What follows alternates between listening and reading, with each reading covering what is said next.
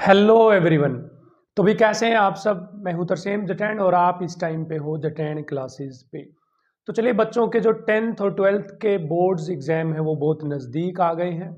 तो आज हम 10th क्लास के बच्चों के लिए केमिस्ट्री का जो चैप्टर है कार्बन एंड इट्स कंपाउंड, उसके अंदर जितनी भी केमिकल रिएक्शंस हैं उन सबको अच्छे से समझने के लिए हम ये वीडियो लेक्चर आपके लिए लेकर आए हैं। तो देखिए, कार्बन एंड इट्स कंपाउंड की जो केमिकल रिएक्शंस है वो बहुत इंपॉर्टेंट हो जाती है और किस तरह से पूछी जाएंगी वो हम सारा डिस्कस करेंगे इस वीडियो लेक्चर में। छोटा सा वीडियो लेक्चर होने वाला है। देखिए, सबसे पहले जो आपको रिएक्शन समझनी है वो है बच्चे हमारे पास सब्स्टिट्यूशन। कौन सी है? सब्स्टिट्यूशन। जब भी आप कार्बन एंड इट्स कंपाउंड के अंदर सब्स्टिट्यूशन रिएक्शन करवाने जाएंगे तो जनरली आपको वहां पर कौन सा सब्स्टिट्यूशन पढ़ना है? हैलोजिनेशन पढ़ना है। हेलोजिनेशन का मतलब क्या है बच्चे? हाइड्रोजन को हटाकर हेलोजन लगाना। जैसे मेरे पास मीथेन है, मैं इसमें ना क्लोरीन डाल दूं इन द प्रेजेंस ऑफ सनलाइट। किसकी प्रेजेंस में? सनलाइट की प्रेजेंस में। तो क्या होगा? इसमें जो एक एच है ना वो हटा दो और उसकी जगह पे क्या लगा दो? एक क्लोरीन लगा दो। तो जो एच हटाई है उसकी जगह क्लोरीन मिलकर क्या बना लेंगे? HCl। तो देखो, एक एच यहाँ से हट गई, एक क्लोरीन यहाँ से आ गई तो बन गया HCl और उस एच की जगह पे ये वाली क्लोरीन लग गई है। तो ये है सब्स्टिट्यूशन। अब इसको हेलोजिनेशन क्यों बोला गया? क्योंकि इसमें हेलोजन लग रही है हाइड्रोजन हटकर। आप दो कार्बन भी ले सकते हो बच्चे। यहाँ पर से आपने ना CH3 ले लिया, आप Cl2 यहाँ पर ले गए हैं आप सनलाइट में। ये सनलाइट का भी सिंबल है HNu। तो क्या आंसर आ जाएगा? एक हाइड्रोजन हटाकर Cl लगा दो, बस ये लो CH3 CH2Cl और प्लस में क्या बनेगा? HCl। आप एक्सेसिव हेलोजिनेशन भी कर सकते हो, मतलब आप इसकी दोबारा रिएक्शन करवा दो क्लोरीन के साथ। ये लो CH3Cl, दोबारा क्लोरीन डाल दी in the presence of sunlight, तो एक और हाइड्रोजन हटा दो। अब तो इस तरह से बारी बारी सारी हाइड्रोजन हटती रहेंगी। तो अब एक और हाइड्रोजन हटेगी तो क्या बन जाएगा बच्चे? दो हाइड्रोजन रह जाएंगी और क्लोरीन हो जाएंगी दो और एक और HCl रिलीज हो जाएगा। तो ये तो था सब्स्टिट्यूशन। बताइए इसमें क्या मुश्किल है? तो सब्स्टिट्यूशन जब भी आ जाए कार्बन एंड इस कंपाउंड के अंदर तो आपको हेलोजिनेशन का एग्जाम्पल देना है। ठीक है। नेक्स्ट आता है बच्चे हमारे पास कंबसन। कौन आता है? कंबसन। अब कंबसन का मतलब होता है क्या बच्चे? जलना। और जलेगी कोई चीज तो उसके लिए क्या चाहिए? ऑक्सीजन। और जनरली जब ऑक्सीजन की प्रेजेंस में कोई चीज जलती है तो वहां पर CO2 और प्लस में क्या बनता है बच्चे? पानी। तो इसमें तो बहुत ही आसान है करना। जैसे शुरू में मीथेन को ही जला लो, ये लो मीथेन है, इसको ऑक्सीजन की प्रेजेंस में जलाओगे तो क्या बनेगी बच्चे? CO2 प्लस में क्या बनेगा? वाटर। ज्यादा से ज्यादा आपको यहाँ से क्या पूछेंगे? बैलेंसिंग पूछ लेंगे। जैसे यहाँ पर बैलेंसिंग करो बच्चे, 4 हाइड्रोजन है तो 2 और 2 4 हो गई, ऑक्सीजन 2 और 2 4 तो 2O2, ये होगी बैलेंसिंग। अब इथेन को जला लो, ये लो C2H6, ये इथेन है, इसको जलाओगे तो फिर से क्या बनेगी? CO2 और प्लस में क्या बनेगा? पानी। तो यही है इसकी कहानी। क्लियर? लेकिन यदि यहाँ पर इनकम्प्लीट कंबसन देते हैं आपको, मतलब लिमिटेड सप्लाई देते हैं ऑक्सीजन की, फुल सप्लाई नहीं है, तो इन दैट केस आपको बच्चे यहाँ पर कार्बन डाइऑक्साइड की जगह कार्बन मोनोऑक्साइड गैस बनानी है और पानी रिलीज हो जाएगा एज इट इज। ठीक है। इनकम्प्लीट कंबसन है ये, वहां जहां पर ऑक्सीजन लिमिटेड सप्लाई में हो। जैसे इथेन है बच्चे C2H6, ऑक्सीजन की प्रेजेंस में जलेगी तो क्या बनाएगी? CO प्लस में वाटर। लेकिन यहाँ पर ऑक्सीजन किस में होनी चाहिए? लिमिट में। किस में होनी चाहिए? लिमिट में। तो बताइए इसमें कितना मुश्किल है? तो सब्स्टिट्यूशन में हेलोजिनेशन करेंगे, कंबसन में हम जला देंगे उसको। क्लियर है कहानी यहाँ पर? हाँ जी सर, बिल्कुल क्लियर है। भाई ठंड ज्यादा हो गई है। अब इसमें ना थोड़ी थोड़ी अब दो केमिकल कंपाउंड है केमिकल इसके अंदर, कार्बोनेट्स कंपाउंड के अंदर, वो बहुत इंपॉर्टेंट है। एक है इथेनॉल और एक इथेनोइक एसिड। जनरली सारी प्रॉपर्टी इनसे ही रिलेटेड है। तो अब हम पहले पढ़ लेते हैं एक बार इथेनॉल को। किसको? इथेनॉल को। इसकी प्रॉपर्टीज पढ़ लेते हैं डायरेक्ट हम, क्योंकि केमिकल रिएक्शन करें तो केमिकल प्रॉपर्टीज की ही बात करेंगे हम लोग। तो चलिए इथेनॉल। इथेनॉल का सिंबल होता है बच्चे, फॉर्मूला है CH3CH2OH। तो सुनिए, सबसे पहला आता है बच्चे ऑक्सीडेशन ऑफ इथेनॉल। क्या आएगा? Oxidation of ethanol. क्लियर है? तो सुनिए, ऑक्सीडेशन करवाने के लिए इथेनॉल का आपको ऑक्सीडाइजिंग एजेंट चाहिए। तो ऑक्सीडाइजिंग एजेंट होता है बच्चे KMnO4। एक और होता है दूसरा, वो होता है K2Cr2O7। तो बोलो क्या करोगे, ये लो इथेनॉल ली, ये लो ले ली CH3CH2OH, किस में डाल दो इनको, KMnO4 एसिडिक मीडियम में। तो देखिए जब भी KMnO4 और K2Cr2O7 आए तो ये ऑक्सीडाइज करते हैं। तो बोलो इसमें एक ऑक्सीजन तो है, एक और दे दो तो 2 ऑक्सीजन हो जाएंगे। तो बताओ 2 ऑक्सीजन और 2 कार्बन तो क्या बन जाएगा, इथेनोइक एसिड। ये लो CH3COOH, ये लो देखो 2 कार्बन थे, 2 कार्बन अब भी है, एक ऑक्सीजन थी, एक ऑक्सीजन तो अब भी है, एक ऑक्सीजन और एक्स्ट्रा ऐड होगी, क्यों KMnO4 डाल रखा आपने। तो बताइए ये ऑक्सीडेशन है भाई इथेनॉल का, कितना मुश्किल है बताओ। जितने कार्बन अल्कोहल में है उतने ही कार्बन ऑक्सीडेशन होने के बाद कार्बोक्सिलिक एसिड में बनेंगे। तो दिमाग में बैठा लो, जब जब अल्कोहल का ऑक्सीडेशन होगा तो क्या बनेंगे, कार्बोक्सिलिक एसिड्स बनेंगे। क्लियर है ना।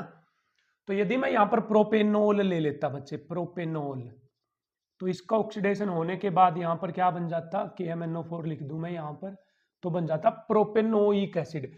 इथेनॉल है तो इथेनोइक एसिड बनेगा, प्रोपेनॉल है तो क्या बनेगा, प्रोपेनोइक एसिड बनेगा। तो ये था ऑक्सीडेशन ऑफ इथेनॉल या फिर अल्कोहल। दूसरा आता बच्चे यहाँ पर combustion of ethanol, combustion of ethanol.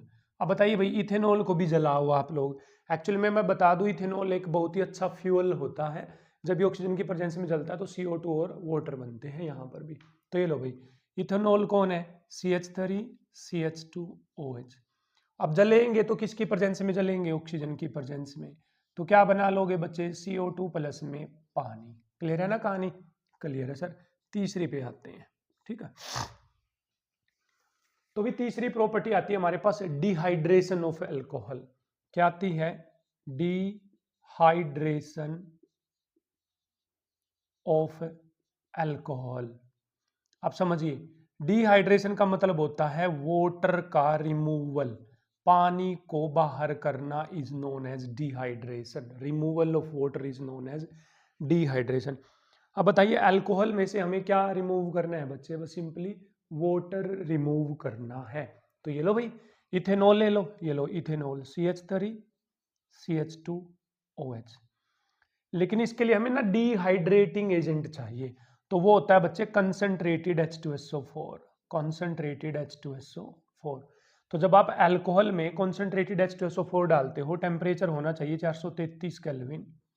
तो इसमें से पानी बाहर कर दो, देखो कितना आसान है। पानी कैसे बाहर करोगे बच्चे, OH जाएगी यहां से और एक H जाएगी बच्चे यहां से। तो बोलो OH H, तो क्या बचा देखो OH H, क्या बच गया CH2 तो CH2 लेकिन कार्बन के बॉन्ड पूरे करो तो यहाँ पर क्या लगाना पड़ेगा, डबल बॉन्ड।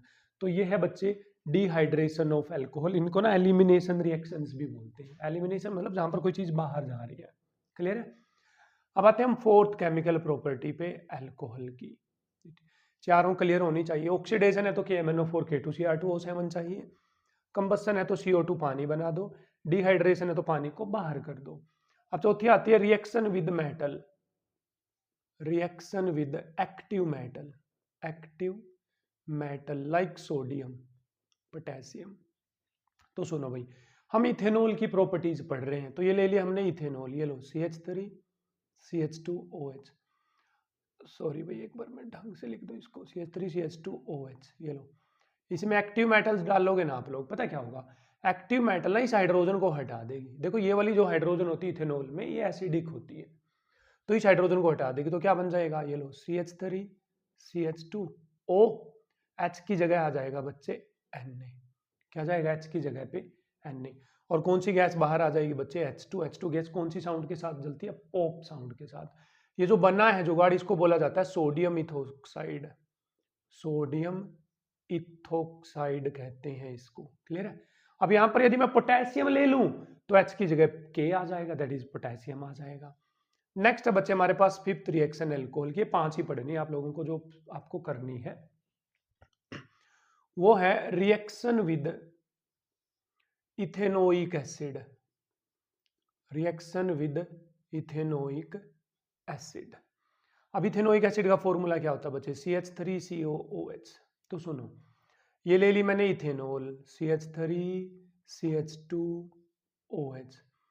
अब इसमें डाल लेंगे हम इथेनोइक एसिड, ये लो भाई CH3COOH, और यहाँ पर प्रेजेंस होनी चाहिए एसिड की, यहाँ पर कैटलिस्ट का काम करता है एसिड, वो कौन सा है H2SO4, मतलब इसके बिना ये काम नहीं होगा। क्लियर है ना कहानी। अब देखो बड़े ध्यान से समझो, OH H बोला भाई मैं तो मेरी H दे दूंगा, तू अपनी OH दे दे, ये लो HOH मिलकर हम दोनों क्या बना लेंगे, पानी। तो ये बन गया बच्चे पानी।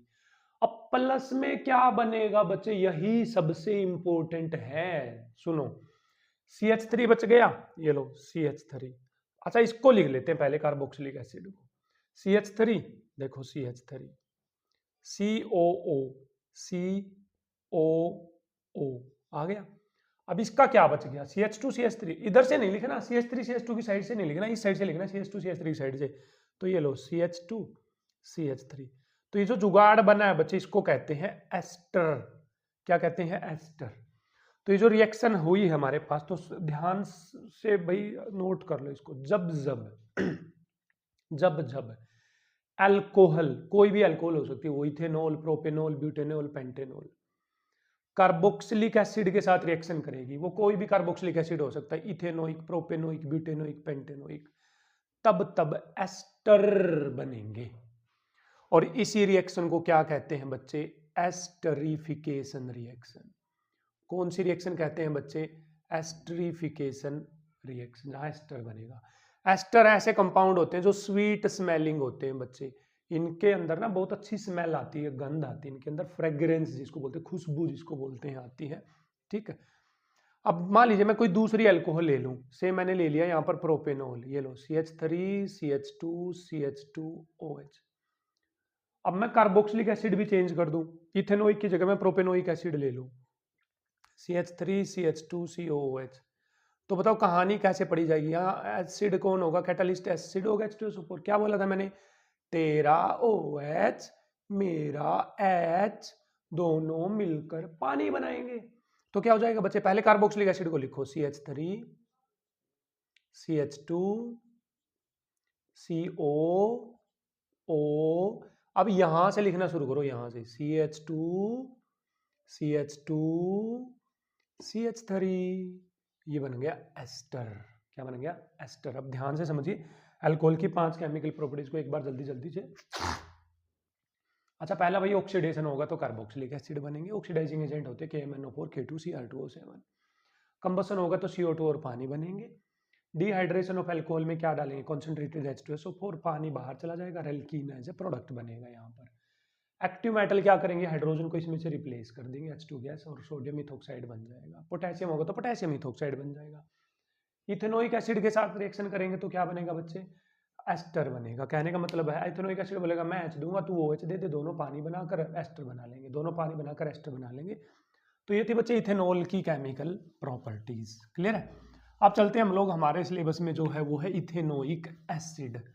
कौन है बच्चे, इथेनोइक एसिड की केमिकल प्रॉपर्टीज की तरफ। ये लो भाई, अब आ गया हमारे पास कौन, इथेनोइक एसिड।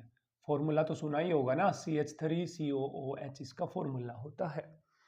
तो सबसे पहली रिएक्शन जो आती है इथेनोइक एसिड के बच्चे, वो आती है रिएक्शन विद एक्टिव मेटल। तो भाई वही कहानी दोहराई जाएगी, एक्टिव मेटल को तो कहीं पर भी यदि हाइड्रोजन दिखेगी तो उसी को वो धक्का मारने जाएंगी पक्का। ये लो भाई, इथेनोइक एसिड ले लिया CH3COOH, इसमें एक्टिव मेटल डाल दो Na, तो Na ना इस H को हटाएगी, देखिए इस H को, इनको नहीं इस H को, क्योंकि ये एक्टिव हाइड्रोजन होती है। तो बन जाएगा CH3COONA, प्लस में कौन सी गैस बाहर चली जाएगी, H2। ये लो भाई हो गई कहानी खत्म। ये लो शुरू भी नहीं हुई थी। अगली है बच्चे, इसकी आती है रिएक्शन विद बेस, कि ये जो इथेनोइक एसिड है ये बेस से रिएक्शन करता है तो क्या बनाएगा। अब तो ये एसिड है और बेस बेस होता है, एसिड बेस मिलकर क्या बनाएंगे, सॉल्ट प्लस वाटर। ये लो भाई CH3COOH, इसमें डाल दिया मैंने NaOH, तो क्या होगा बच्चे, यहाँ से H और यहाँ से OH, पानी बन गया, पानी रे पानी, तेरी यही कहानी। और इस H की जगह लग जाएगी Na, तो क्या बन जाएगा CH3COONA, तो ये बन गया बच्चे सॉल्ट। क्या बन गया है ये, सोल्ट। तो ये न्यूट्रलाइजेशन रिएक्शन है बच्चे, कौन सी है, न्यूट्रलाइजेशन रिएक्शन। थर्ड है बच्चे रिएक्शन विद मेटल कार्बोनेट्स। किसके साथ reaction? With metal carbonate. Metal carbonate कौन होते हैं? जैसे कैल्शियम कार्बोनेट के साथ रिएक्शन, जिंक कार्बोनेट के साथ रिएक्शन करेगा कौन? Ethanoic acid. तो ये क्या बनाएगा? ये लो भाई, ये ले लिया मैंने इथेनोइक एसिड CH3COOH। अब इसमें डाल दो कैल्शियम कार्बोनेट। तो मैंने आपको बताया था जब जब मेटल कार्बोनेट एसिड के साथ रिएक्शन करते तो कैसे याद करोगे? CO3 है तो क्या निकलेगी? CO2। H भी है, O भी है तो क्या बनेगा? पानी। HW है पानी पानी। अब देखो ये ग्रुप है एज इट इज CH3COO और इस H की जगह कैल्शियम लग जाएगा, कैल्शियम। लेकिन कैल्शियम भाई साहब की वैलेंसी 2 होती है तो इसके पाँव में आ जाएगा 2, कैल्शियम एसीटेट बन जाएगा। क्लियर है? अब यहाँ पर यदि मैं जिंक कार्बोनेट ले लेता बच्चे तो यहाँ कैल्शियम की जगह पे क्या आ जाता? बस जिंक आ जाता और कुछ नहीं होता। बाकी तो कहानी वही, CO2 प्लस में पानी रे पानी, तेरा रंग कैसा। क्लियर है? बाहर चला जाएगा। फिर आता है बच्चे reaction with metal bicarbonate. Metal bicarbonate, metal bicarbonate में एक ही मेटल बाइकार्बोनेट आपको जनरली पढ़ाया जाता है, वो होता है sodium bicarbonate NaHCO3, sodium bicarbonate. तो ये लो भाई इथेनोइक एसिड ले लिया CH3COOH, इसमें सोडियम बाइकार्बोनेट डाल दो, वो है NaHCO3। तो इससे क्या होगा बच्चे? देखो वही कहानी, CO3 है तो क्या बनेगी? CO2। H भी है, O भी है तो क्या बनेगा? पानी रे पानी, HW है पानी पानी। अब इस H की जगह पे क्या लग जाएगा? Na, तो बन जाएगा सॉल्ट। क्या बन जाएगा बच्चे? सॉल्ट। कितनी हो गई? 4। पांचवें है बच्चे, ये जब अल्कोहल के साथ रिएक्शन करता है तो क्या होगा? कौन सी है? चौथी के बाद कौन सी आ गई है बच्चे हमारे पास? पांचवी। और वो कौन है? Reaction with alcohol. अब बताओ, अभी अभी थोड़ी देर पहले हमने अल्कोहल की रिएक्शन कार्बोक्सिलिक एसिड से करवाई थी। अब आप खुद सोचो, खरबूजे पे चाकू गिरे या चाकू पे खरबूजा गिरे, कटना तो खरबूजे को है। ठीक है, वही बात है। कार्बोक्सिलिक एसिड अल्कोहल से रिएक्ट करे चाहे अल्कोहल कार्बोक्सिलिक एसिड से रिएक्ट करे, बनेगा क्या? एस्टर। तो यहां पर भी कौन सी रिएक्शन आएगी बच्चे? एस्टरीफिकेशन। कौन सी रिएक्शन आएगी यहां पर भी? एस्टरीफिकेशन रिएक्शन, सेम तरीके से। तो ये 5 केमिकल प्रॉपर्टी किसकी? इथेनोइक एसिड की। एक्टिव मेटल के साथ H2 गैस रिलीज करेगा, बेस के साथ सोल्ट पानी न्यूट्रल हो जाएगा, कार्बोनेट के साथ CO2 पानी सोल्ट बनाएगा, बाइकार्बोनेट के साथ CO2 पानी सोल्ट बनाएगा और अल्कोहल के साथ एस्टर बनाएगा, जो स्वीट स्मेलिंग एजेंट होते हैं। क्लियर है ना कहानी? चलिए कुछ जनरल रिएक्शंस और पढ़ लेते हैं हम लोग, जो carbon and its compound chapter के अंदर जनरली होती है, जो हमने शायद छोड़ दी, इस रिएक्शन पढ़ी नहीं। वो है बच्चे एडिशन रिएक्शन। कौन सी है? Addition reaction. और एडिशन रिएक्शन में जो आपको पढ़नी है वो पढ़नी है एडिशन ऑफ हाइड्रोजन। ठीक, तो सुनिए, मान लीजिए मेरे पास डबल बॉन्ड है CH2 डबल बॉन्ड CH2। पहले मैं बता दूं एडिशन रिएक्शन को पहचानना कैसे। एडिशन रिएक्शन तभी होगी जब रिएक्टेंट के अंदर डबल बॉन्ड या ट्रिपल बॉन्ड होगा। एडिशन रिएक्शन तभी होगी जब रिएक्टेंट के अंदर या तो डबल या ट्रिपल बॉन्ड होगा और वो प्रोडक्ट बनते बनते वो टूट जाएगा। जैसे यहाँ डबल बॉन्ड है तो इसमें मैंने H2 डाल दी, तो क्या करो बच्चे, अब इस डबल बॉन्ड को तोड़ दो, तो यहाँ रह गया डबल बॉन्ड टूटने के बाद सिंगल बॉन्ड, है ना। अब 2 H है ना, एक H यहाँ जोड़ दो तो 3 हो गई, एक H यहाँ जोड़ दो तो 3 हो गई। तो इसका मतलब ये एडिशन हो गई किसकी? हाइड्रोजन की। लेकिन निकल कैटलिस्ट के साथ होगी, ऐसे नहीं होगी। या तो निकल कैटलिस्ट लेना पड़ेगा आपको, या प्लेटिनम या प्लेडियम, इन तीनों में से कोई भी एक लिखना है आपको। क्लियर है? अब यदि मैं यहाँ पर ले लेता बच्चे ये CH3 CH double bond CH2 plus में H2, ये लो निकल कैटलिस्ट। तो अब क्या करना है बच्चे आपको? डबल बॉन्ड तोड़ना है, HH जोड़ना है। तो आंसर आ जाएगा CH3 CH2 CH3। एक H यहाँ जुड़ गई तो यहाँ 2 हो गई, एक H यहाँ जुड़ गई तो यहाँ कितनी हो गई? 3। एडिशन रिएक्शन है। जहां पर एडिशन हाइड्रोजन की हो रही हो तो इसको बोला जाता है बच्चे हाइड्रोजिनेशन रिएक्शन। क्या बोलते हैं? Hydrogenation reaction. इसका स्पेशल यूज है बच्चे, वो है वेजिटेबल ऑयल से क्या बनाने में? वेजिटेबल घी बनाने में इसका यूज किया जाता है। ठीक है, ये ऑयल्स हैं और इधर क्या बन रहे हैं? ये घी बन रहे हैं। तो ये था एडिशन ऑफ हाइड्रोजन। कई बार एडिशन इसकी भी दे देते हैं आप लोगों को, मैं बता दूं CH2 डबल बॉन्ड CH2 में कई बार ऐसे लिख कर देते हैं Br2CCl4। बताओ भैया अब क्या होगा? तो कुछ भी तो नहीं करना, डबल बॉन्ड तोड़ना है। एक 2 Br है ना, एक Br इधर जोड़ दो, एक Br इधर जोड़ दो, ये लो CH2Br और CH2Br। ये भी तो कौन सी रिएक्शन है बच्चे? एडिशन रिएक्शन है। क्लियर है कहानी? तो एडिशन पढ़ ली हमने, एलिमिनेशन पढ़ ली, सब्स्टिट्यूशन पढ़ ली, सब कुछ तो पढ़ लिया। ठीक है, चलिए अब थोड़ा सा एक दो रिएक्शन और रहती है, उनको और करके ना फिर मैं इस बोर्ड पे ना सारी रिएक्शन के रिएक्टेंट लिख दूंगा, आप उनकी प्रैक्टिस कर लेना कि प्रोडक्ट क्या बनेंगे। ठीक है, चलिए भाई लिख रहे हैं हम। अगली अगली आती है बच्चे हमारे पास स्पोनिफिकेशन रिएक्शन। कौन सी आती है? Saponification reaction. अब बताइए एक बार एस्टर किससे मिलकर बना था? ये लो CH3COOH में। सर आपने कार्बोक्सिलिक एसिड में जब आपने अल्कोहल डाली थी और यहाँ पर कैटालिस्ट लिया था H2SO4, तो सर हम बताएं यहाँ से तो सर H और यहाँ से सर OH, तो देखो सर CH3COO, फिर सर CH2, फिर सर CH3 प्लस में सर पानी। सर ये है एस्ट्रिफिकेशन रिएक्शन। स्पोनिफिकेशन एस्ट्रिफिकेशन की उल्टी होती है। क्या होती है? उल्टी। इसलिए स्पोनिफिकेशन को जनरली डी एस्ट्रिफिकेशन भी बोलते हैं। क्या भी बोलते हैं? D esterification. देखो समझो, एस्ट्रिफिकेशन मैंने एस्टर का बनना और डी एस्ट्रिफिकेशन मैंने एस्टर का टूटना। तो इसमें क्या करना पड़ेगा? आपको एस्टर लेना पड़ेगा पहले। तो ले लो भाई एस्टर।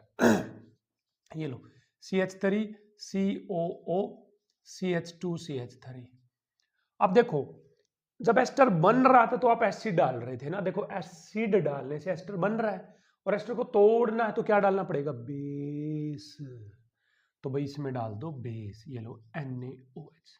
तो बोलो ये कहां से जुड़ा था? देखो इतना पार्ट था, देखो इतना पार्ट था और इसमें इतना पार्ट बाद में जुड़ा था, ये वाला इतना पार्ट। तो इसको वहीं से तोड़ना है जहां से जुड़ा था।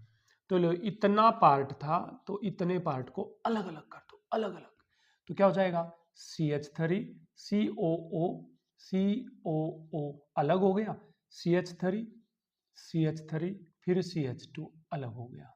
थोड़ा सा दूर लिख दूं मैं, CH3 हो गया अलग। अब इस Na में से देखो जो Na वो तो देना है कार्बोक्सिलिक एसिड को। ये लो भाई Na तो दे दिया इसको, और OH है वो देना है अल्कोहल को। तो ये बन गया OH। तो वापिस से वही बन गया ना, देखो अल्कोहल बन गई, अल्कोहल, और वापिस से कार्बोक्सिलिक एसिड बन गया, बस H की जगह यहाँ पर Na आया है क्योंकि इसमें NaOH था। तो इस रिएक्शन को बोलते हैं डीएस्ट्रिफिकेशन या स्पोनिफिकेशन। ठीक है, अब इसमें कुछ और भी लिख कर दे सकते थे। ये लो भाई वो ऐसे लिख, क्या पता ऐसे लिख कर दे देते CH3COO CH2 CH3 NaOH। बताओ इसका प्रोडक्ट क्या आएगा? तो कहां से तोड़ना आपको याद रखो, यहां से तोड़ना है। इसको देना है Na और इसको देना है OH। तो क्या आंसर आ गया बच्चा? CH3COO Na प्लस इसको CH2 OH। तो CH2 OH आ जाएगा। क्लियर है कहानी? ये है बच्चे डीएस्ट्रिफिकेशन या फिर स्पोनिफिकेशन रिएक्शन। क्लियर है? हाँ जी सर बिल्कुल क्लियर है, अच्छे से क्लियर होगी। तो भाई स्पोनिफिकेशन रिएक्शन की हेल्प से आप साबुन भी बना सकते हो। तो चलिए मैं साबुन बनाना दिखा देता हूँ आपको स्पोनिफिकेशन के रिएक्शन से। ट्रिक से चलेंगे। आप लोगों को क्या करना है, देखो CH2 CH2 3 कार्बन लेने हैं, इधर इस तरह से बॉन्ड जोड़ देना है। क्या जोड़ देना? इस तरह से बॉन्ड। साबुन का फॉर्मूला में एक बार मैं बता दूं क्या होता है, C17H35 COON। ये साबुन का फॉर्मूला है। किसका फॉर्मूला है बच्चे? ये साबुन का। तो देखो यहां से तोड़ो इसको, इसको जोड़ दो, इसको ना इसके साथ जोड़ दो। ये लो O CO C17H35 C17H35 तीनों जगह जोड़ दो। O CO C17H35 35 आएगा भाई ऊपर। O CO C17H35। ध्यान से देखो ये क्या है? एस्टर ही तो है। देखो OCO आ गया तो एस्टर है। तो इसमें क्या डालोगे बच्चे? NaOH। और मैंने कहा क्या बोला था अभी थोड़ी देर पहले, एस्टर को कहाँ से तोड़ना है? COO के पास से। ये लो भाई COO के पास से, COO के पास से, COO के पास से, है ना? बोलिए याद है नहीं है? और फिर मैंने बोला था COO को देना है Na और इसको देना है OH। तो लो CH2 को मिल गया OH, मिल गया CH को भी मिल गया OH, Na का OH। नीचे CH2 को मिल गया OH, मिल गया प्लस। सर इसका मतलब 3 OH मिल रहे तो 3 NaOH लेने पड़ेंगे। हाँ जी बिल्कुल बच्चे 3 NaOH लेने पड़ेंगे। क्लियर है? अब देखो क्या बच गया, C17H35COO, इसको क्या मिल गया, Na, ये लो C17H35COONA, ठीक है, C17H35COONA, C17, इसका मतलब इसके कितने मोलिक्यूल बनेंगे, 3 मोलिक्यूल, तो ये बन गई साबुन। अरे भाई ये रिएक्शन भी तो स्पोनिफिकेशन है, क्योंकि इसमें भी तो एस्टर टूट रहा है NaOH डालने के बाद, तो ये भी क्या स्पोनिफिकेशन।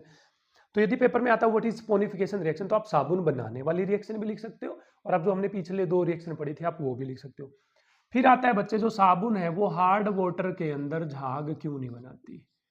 तो याद रखिए भाई, हार्ड वाटर के अंदर 2 मेटल होती हैं, मैग्नीशियम और कैल्शियम।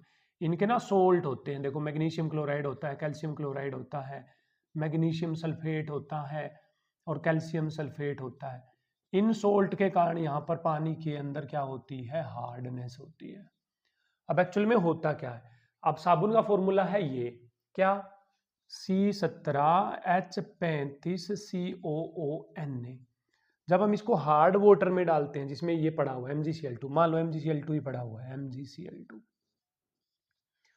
तो यहाँ पर ना डबल डिस्प्लेसमेंट रिएक्शन हो जाती है। देखो कैसे, ये नेगेटिव ये पॉजिटिव, ये पॉजिटिव ये नेगेटिव, डबल डिस्प्लेसमेंट।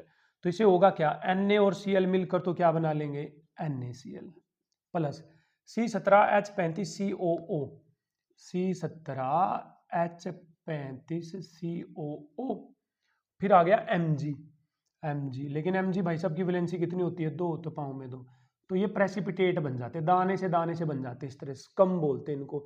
देखना साबुन जब आप खारे पानी में डालते हो तो फट जाती है, तो फटने के बाद वो सफेद रंग के दाने से बनते हैं ना, वो इसके कारण बनते हैं। तो यदि मैग्नीशियम क्लोराइड पानी के अंदर होगा तो मैग्नीशियम क्लोराइड इससे रिएक्शन करके ना वो उसको साबुन को दानों में कन्वर्ट कर देगा, प्रेसिपिटेट बना देगा। इसी तरह से कैल्शियम क्लोराइड भी ऐसे ही रिएक्शन करेगा।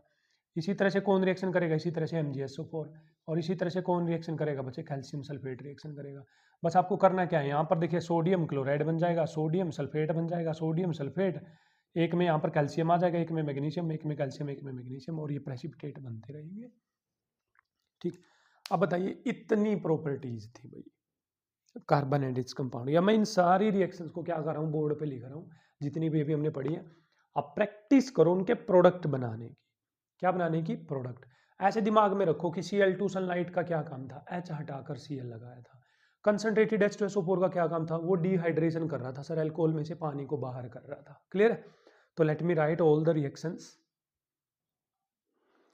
तो चलिए भाई स्टूडेंट्स, देखिए जो सारी केमिकल प्रॉपर्टीज हैं, केमिकल रिएक्शंस, वो मैंने यहाँ पर बोर्ड पे लिख दी है।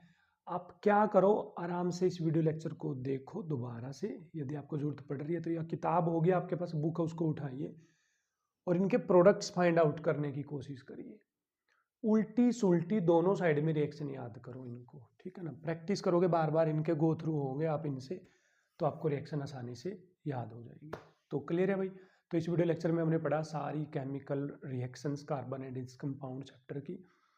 तो वीडियो लेक्चर कैसा लगा आपको, तो कमेंट में जाइए और हमें बताइए। और एग्ज़ाम टाइम है तो जो ज़्यादा से ज़्यादा बच्चों के साथ इस वीडियो लेक्चर को शेयर करें, और कमेंट में हमें बताते रहें कि आपके लिए इस टाइम पे हम किस तरह की वीडियो बना सकते हैं। तो मिलते हैं आपसे नेक्स्ट वीडियो लेक्चर में, तब तक के लिए पढ़ते रहिए, मुस्कुराते रहिए।